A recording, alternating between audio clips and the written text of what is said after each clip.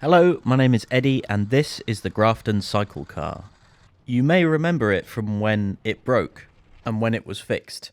Well, today I've got a few more jobs to do to it. I want to fit a fuel filter. The reason for this is that it currently doesn't have one, and stuff was getting from the fuel tank into the carburetor and blocking it up. The first thing to do is to strip all of the fuel lines and everything off it. Here's the original tap. Here's the carburetor. These are the three options that I currently have for filters.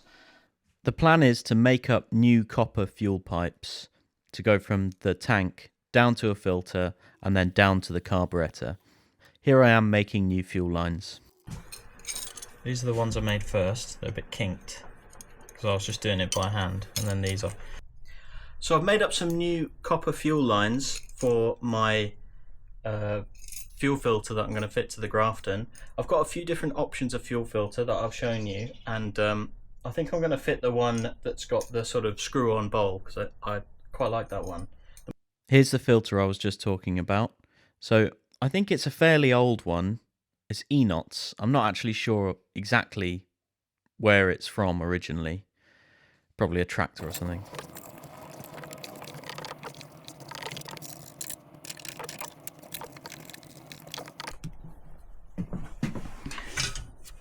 Here's what we have.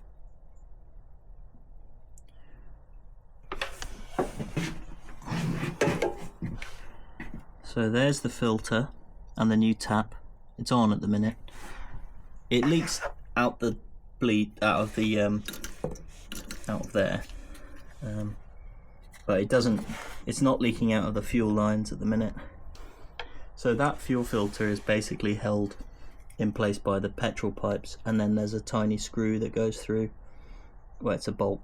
It goes through to the other side. I mentioned that I fitted a new tap. That's because the old one was leaking quite badly. When it was off, it was still on. Should be tight enough now.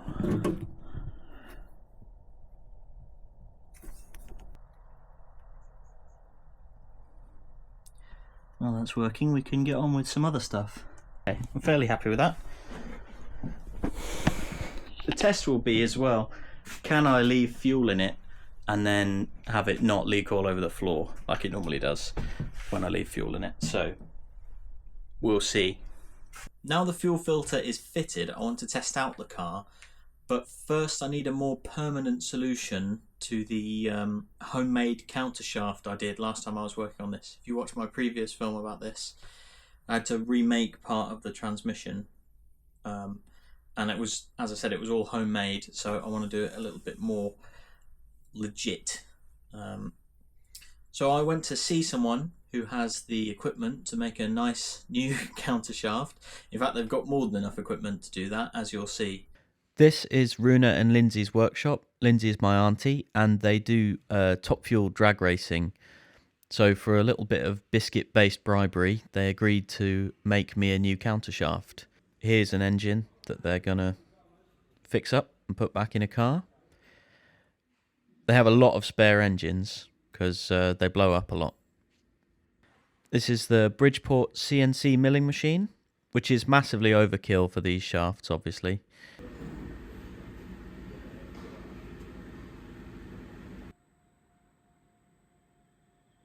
And it was done really quickly. He just milled out the slots for the cotters to go into, and then he cut a keyway for me in the middle, based off of the one that I made before with a die grinder.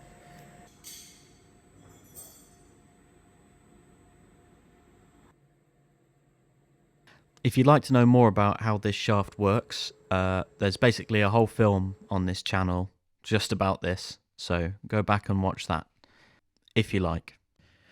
So here's the new shaft. The one I hacked up with the die grinder is no longer required, so I'm going to fit this new shaft to take the taper locking hub. Also, before, I didn't concentrate enough on aligning the sprockets, so I need to double check that this time, because there's a little bit of play there.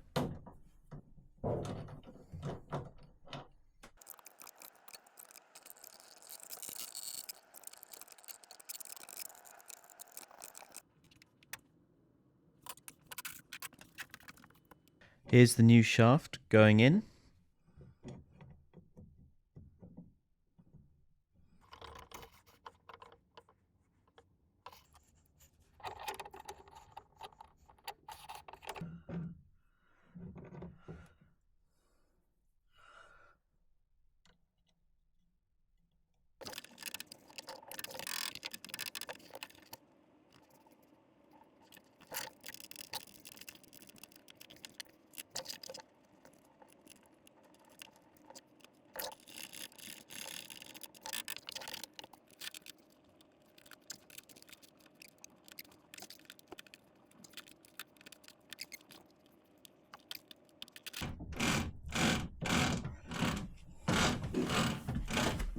It is a bit of a fiddle putting that all together, but it did all go together nicely in the end, and I made sure that the sprockets were in line with each other.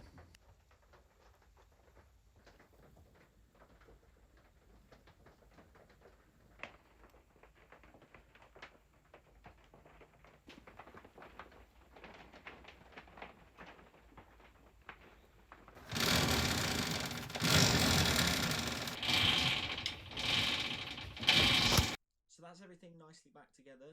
I've got to give it a test drive around the block and make sure that everything is working, because I haven't started it since I did the fuel filter.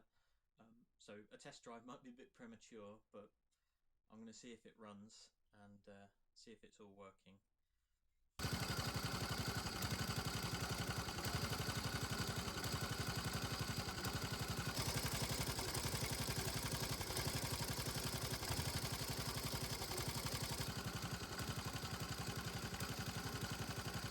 So the counter shaft is fine. Thank you to Runa for machining that for me. I'm going to keep using it in that configuration. If you remember back, if you watched my previous video about fixing that, it's a little bit shaggy dog, but basically there's like the original way of doing it and then there's this new way of doing it. I still want to be able to do it the original way, but the new way is what I currently have, so I'm going to keep using it. Hopefully it stays working okay. The fuel filter. So my thoughts on the fuel filter are, it seems okay. I'm fairly happy with it, but I'm a little bit, what I've essentially done is introduce a more complicated way of getting fuel out the fuel tank to the carburetor. And on this car, complicated is not really the idea. So watch this space. I'm going to keep it for now. Hopefully it works. I'm a little bit conscious of those bends are quite tight and I'm worried about fracturing, but I don't think they will. Yeah, I'm a little bit like, should I have just got a really small like motorbike filter and just hidden it away somewhere?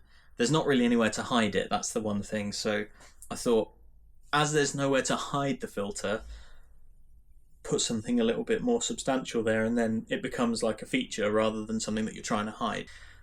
As long as it works and I don't notice it, then I'll be happy. But as soon as it goes wrong, I'll just be thinking, oh, why did I do this?